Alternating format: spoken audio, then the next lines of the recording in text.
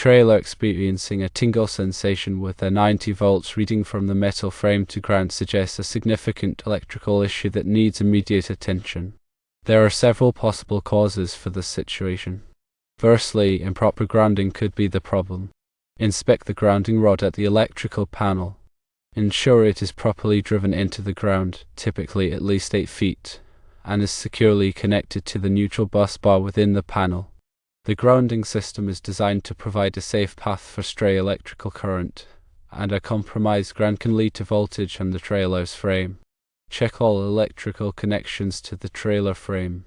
Make sure they are tight and well sealed to prevent potential electrical leakage. Corrosion or loose connections can create resistance, leading to voltage buildup. Secondly, faulty electrical wiring might be the culprit. Examine the wiring throughout the trailer for any exposed or damaged wires. Look closely at areas where the wiring may be subject to physical stress or vibration.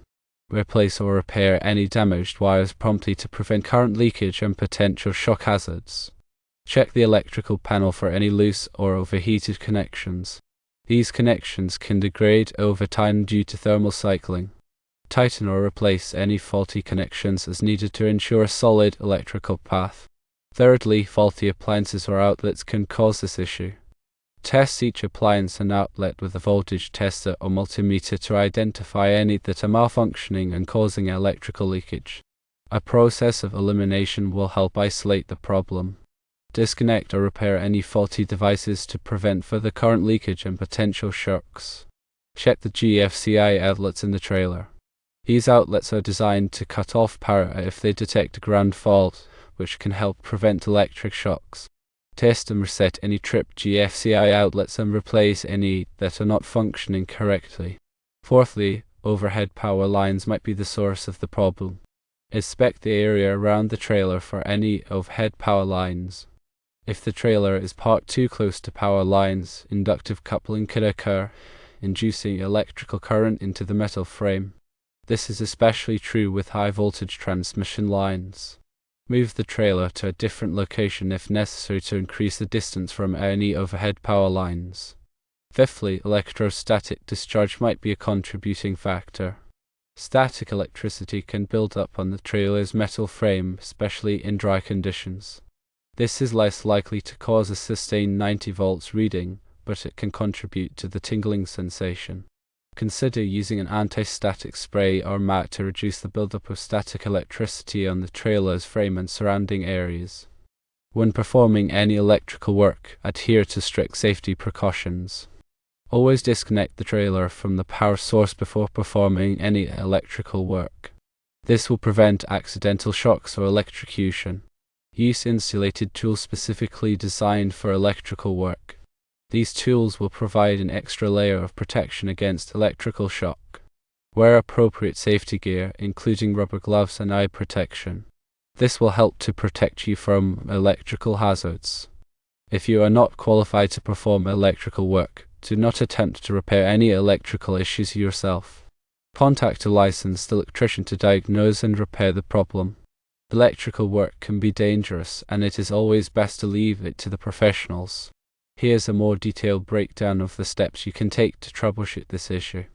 Begin by verifying the incoming power supply. Use a multimeter to check the voltage at the main breaker in the trailer's electrical panel. You should typically see 120 volts between the hot wire and neutral or ground. If the voltage is significantly different, investigate the power source. Check the shore power connection to ensure it's properly wired and providing the correct voltage. Inspect the neutral to ground bond.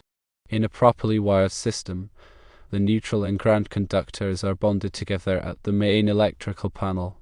This bond provides a low impedance path for fault currents to flow back to the source, tripping the breaker.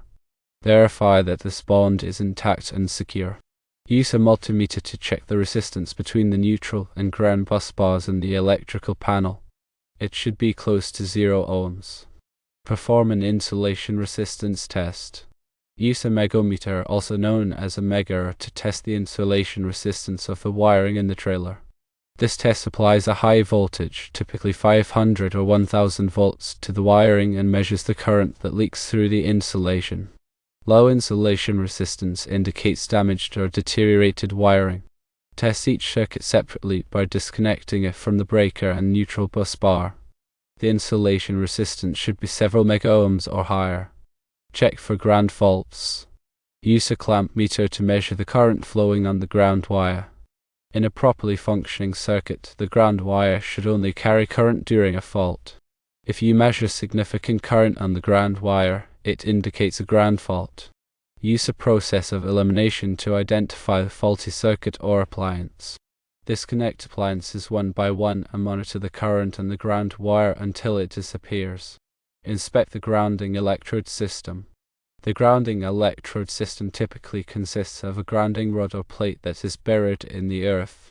This system provides a lower impedance path for fault currents to flow back to the source and helps to stabilize the voltage of the electrical system.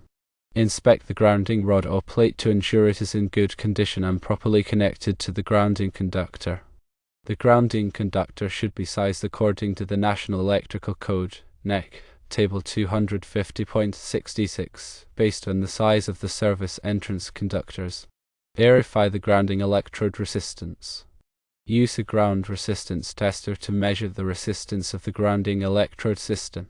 The resistance should be 25 ohms or less, as required by the NEC section 250.53.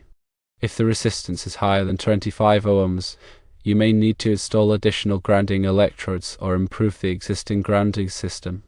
Check the metal water pipes. Metal water pipes are often used as grounding electrodes in buildings. If the trailer has metal water pipes, inspect them to ensure they are properly bonded to the grounding system. The bonding jumper should be sized according to NEC Table 250.102, based on the size of the service entrance conductors. Inspect the metal gas pipes. Metal gas pipes should never be used as grounding electrodes.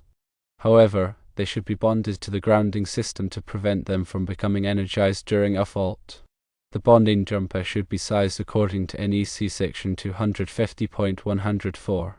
B. Examine the surge protection devices.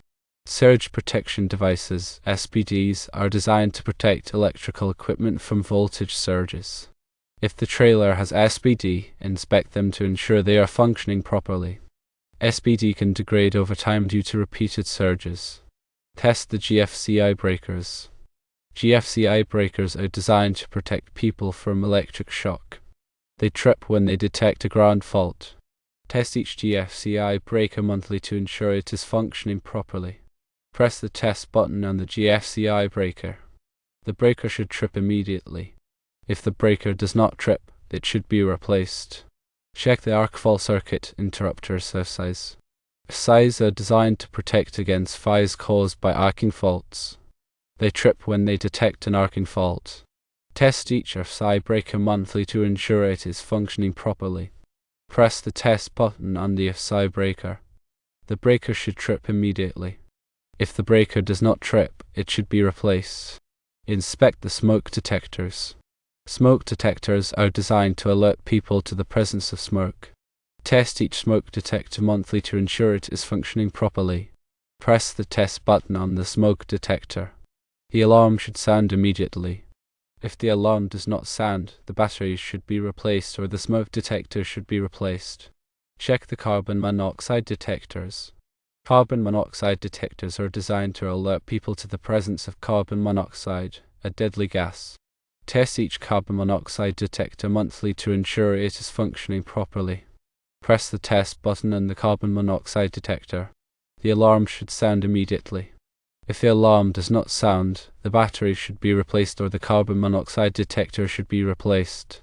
Consider using a qualified electrician to perform a comprehensive electrical safety inspection of the trailer.